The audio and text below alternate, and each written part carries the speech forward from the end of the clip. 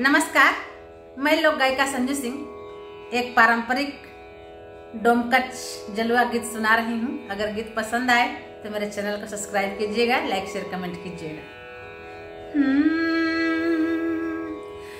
अरे गवना कराई पियवा, अरे घरे बैठवले, अरे घरे बैठवले मोरा हरि के लाल। अरे गवना कराई पियवा घरे बैठवले, अरे घरे बैठवले मोरा हरि के लाल। सुते गईले खेता खरिहान मोरा हरि के लाल, सुते गईले खेता खरिहान। अरे टोला ओले कहानी पड़ोसा ओले कहानी, पड़ोसा ओले कहनी मोरा हरि के लाल। टोला ओले कहानी पड़ोसा ओले कहानी, पड़ोसा ओले कहनी मोरा हरि के लाल। पियावा के दाना समुझाए मोरा हरि के लाल, पियावा के दाना समुझाए। अरे गोड़ा तोरे लागी ना उखिया के सियरा, अरे उखिया के सियरा मोरा हरि के लाल। गोड़ा तोरे लागी ने उखिया के सियरा, अरे उखिया के सियरा मोरा हरि के लाल। पियावा के ले जो घिसिराई मोरा हरि के लाल, पियावा के ले जो घिसिराई।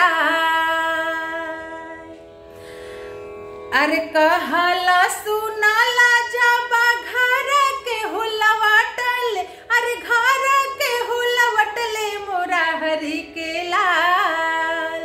कहला सुनाला पियवा घर के हुलवटले, अरे घर के हुलवटले मोरा हरि के लाल।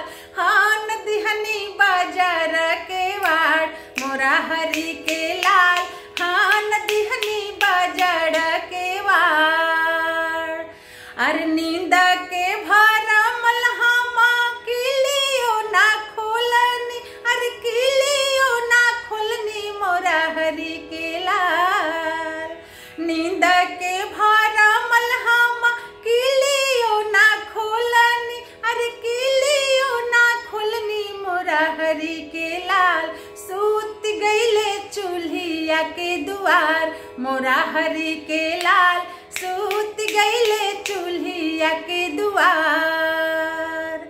अरे हो तभी नु सहारा हम राखी काढ़े गईनी, अरे राखी काढ़े गईनी मोरा हरि के लाल। हो तभी नु सहारा अरे राखी काढ़े गईनी, अरे राखी काढ़े गईनी मोरा हरि के लाल। हम ता जननी मोटा का बिलार मोरा हरि के लाल, हम ता जननी मोटा का बिलार। अरे मोटा का बिलारावा के पूछ धई पटकनी, अरे पूछ धई पटकनी मोरा हरि के लाल। मोटा का बिलारवा के पूछ धई पटकनी, अरे पूछ धई पटकनी मोरा हरि के लाल। रूसल पियवा हंसेला ठाठाय मोरा हरि के लाल, रूसल पियवा हंसेला ठाठाय मोरा हरि के लाल, रूसल पियवा हंसेला ठाठाय। गवना कराई पिया घरे बैठवले, अरे घरे बैठवले मोरा हरि के लाल। सुते गईले खेता खरिहान मोरा हरि के लाल, सुते गईले खेता खरिहान मोरा हरि के लाल, सुते गईले खेता खरिहान।